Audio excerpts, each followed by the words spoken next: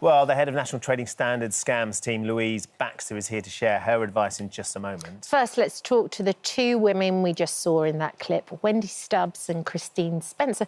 Good morning, ladies. Good morning. Lovely to chat to you in makeup earlier on this morning. I was just saying how beneficial this documentary is for other people out there.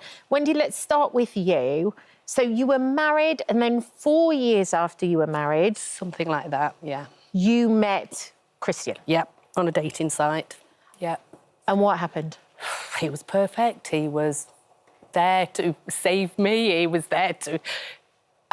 Not that I needed saving, but I needed somebody to share things with, and holidays and things. And he liked holidays, and he said he liked everything that I liked. And I thought, crikey, this man's brilliant. And, yeah, we had some good times. And we had fun. He was fun to be with. Yeah. But looking back, he was just a mere actor. Yeah, he was a con man. Yeah. And Christine, you met the same chap, but kind of by chance, just in a hotel reception? Yeah, that's right. I was checking in to the hotel because I was working away from home. Yeah. And this gentleman was just stood to the side and says to me, "Hi, how are you? Are you checking in?" "Yeah." And start talking to him. And like Wendy's just said, very sort of a familiar person, wanting to sort of chat to anyone and everyone, which is, I enjoy talking to people. Came across very friendly, likeable. And he said, "Oh, who are you checking in with? Are you checking in with your partner?" No, it's a work colleague. They're sort of working with me on the same contract. "Oh, right, OK." And, yeah, and then kept seeing him around. Christine, were you looking to find somebody to share your life with as well, like Wendy was? I wasn't. No, this came totally out of the blue. I was recently sort of coming out of a relationship, wasn't looking for another relationship. He happened to be there. And, yeah, sort of... It's fascinating to hear the approach, because he met you on a dating app. Different, He's right? clearly Yeah. worked Yeah. out, Christine. He's targeted you. He's obviously got this modus operandi that he goes through. He also, Wendy, to add to the sort of idea that he was perfect and too good to be true, he told you he was a lottery winner as well, didn't he? Yes, yeah, but not straight away, because not that... I didn't need anybody else's money. No. Because... You were independent? I was independent, yeah. Yourself, But that was like an added bonus, if you like, when he saw things and he says, "Oh, I can pay this." So he saw your credit card bill, he saw some finance on the motor. But he'd already done that. Yes, he'd he had. already. Yeah. So he kind of lulled you into this full sense of security. Yes, exactly. Because he paid off your credit card. He paid off my credit card. Then was it your rent or your mortgage? He didn't pay my rent. He went to take my rent to the landlady for me, because I was in between, like, moving house and everything else. So I was in disarray anyway. So there's papers all over and bills and changing your name and address and things. So he just picked things up and thought, "Oh, yeah, I'll pay this." I said, "Well, no, don't." What? They're like, "No." And then before you know it, he's on the phone. "Oh, well, do you want my numbers?" And it was so real, so real. And then it was like, I think it was Sunday morning in bed, and making a cup of tea. I have a cup of tea in bed. Yeah. And he says, "Well, we don't have to worry about money." I says, "Well, I always worry about money. Even though I'm independent and pay for everything myself and do everything myself, you still worry about it, don't you? Thinking, how much is that holiday going to cost? I want to go on that holiday," and things like that. But he says, "We don't have to worry about it." And I said, "Why? What are you talking about?" And he says, "Well, I like you because you like me." And I thought, well, OK. And he says, "Yeah," he says, "I'm actually... I've got quite a bit of money." And I said, "Well, OK." He says, "Yeah, I won the lottery. I bought the lottery ticket from a garage service station." Did he tell you it was from a service station? Yeah, from a service station. And then he says, "I didn't know until I got back to my house in Cornwall that I'd actually won it." And that's where he told both of you, I think, where he lived. He lived, yeah. In deepest stars, Rock Road, Cornwall. In Rock, which I know very well. Yes. So, Christine, we've got Wendy's painting this picture of this very charming, you know, too good to be true opportunist, lovely guy to be around, making you feel really special and taking care of you, which is something that you said was lovely. How was it for you? It wasn't very long before he turned around to you and said, "I think we should get married," was it? Yeah, it was about 3 weeks into sort of, let's call it the relationship. Yeah. And it's very similar. I like you because you like me. At least his lies were consistent. Yeah, it was. Right? Yeah.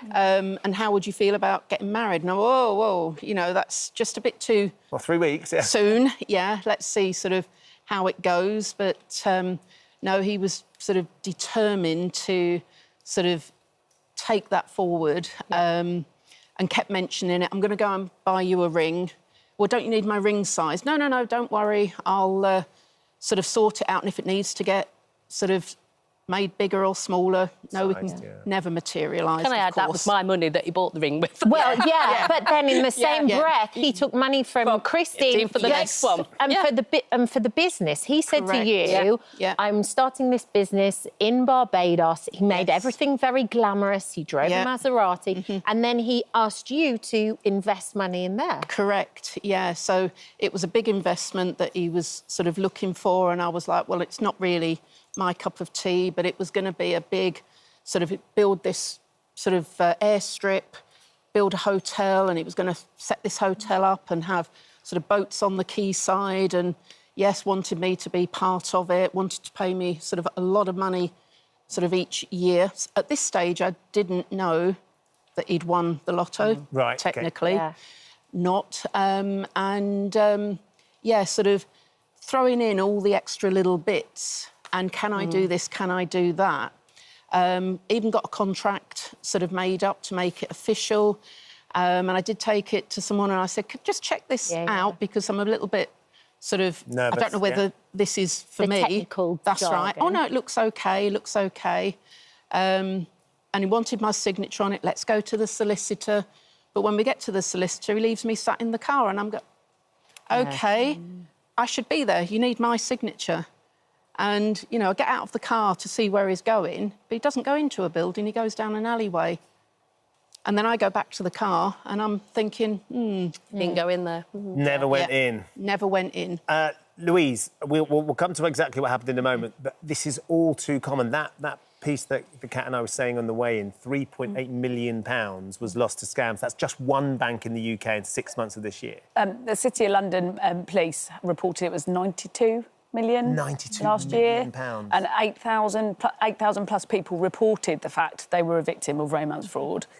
The problem we have is these ladies are particularly courageous because they're talking about it and reported it. Lots of people don't report it because there's a whole world of blame and shame that comes with it because they feel like it's their fault or they feel like, oh, that wasn't a scam, that wasn't fraud. So it's really, really hugely underreported. So we think about between 5 and 30% of people report it, so it's a much bigger problem. Yeah. So Louise, how do we stop it? What should we look out for? What are the red flags? How can we protect ourselves? Yeah.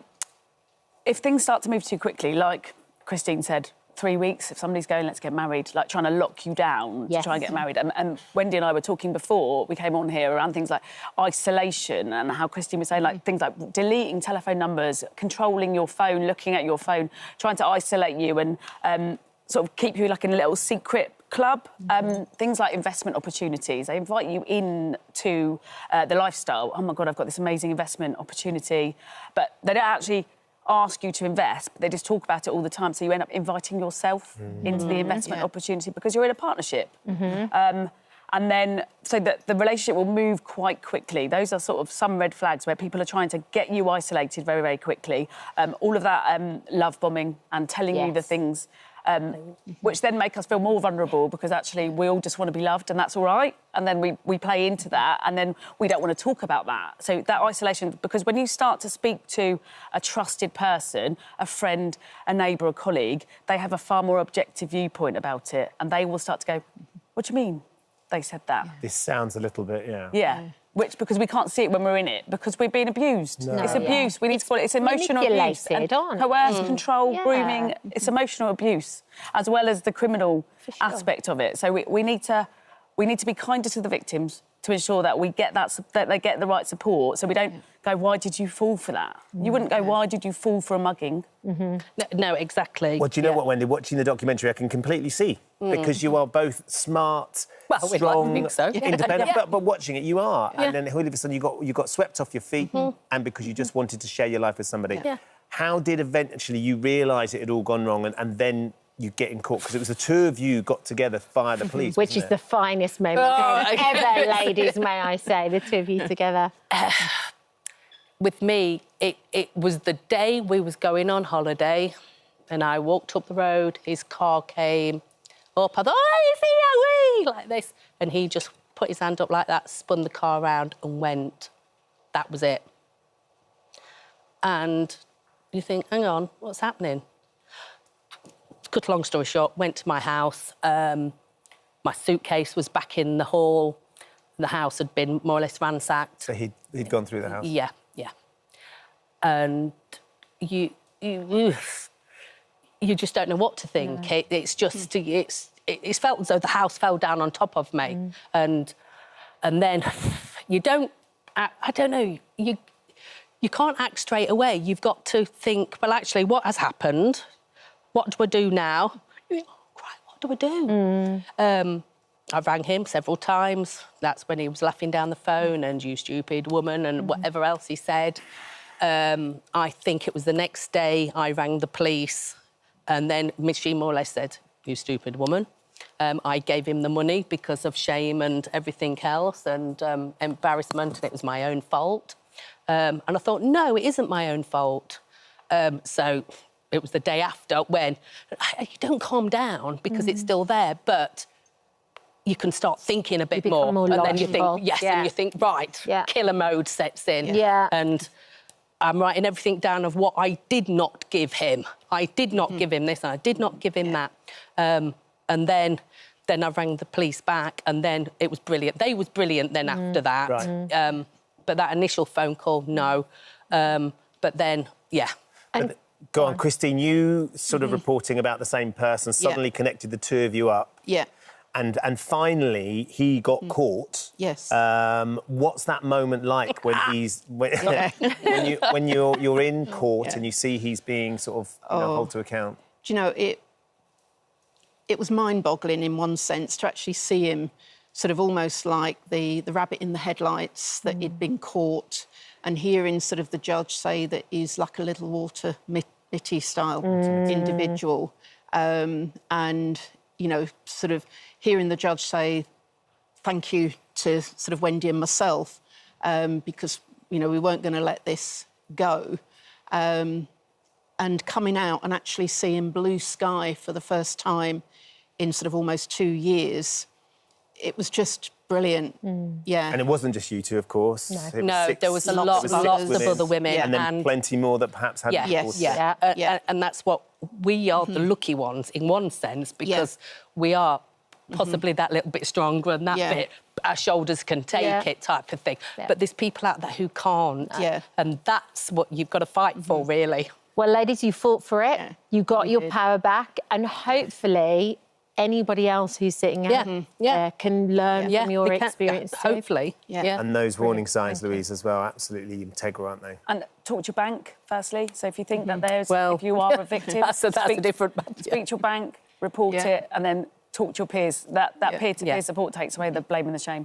Yeah. They're a powerful team. They are. They certainly are. You can see the show on Netflix. Yes, you can. It's really good. Thank you for visiting our This Morning YouTube channel. We upload tons of new content every single day. So hit the subscribe button, like all the videos, and don't miss out. We'll see you in the morning.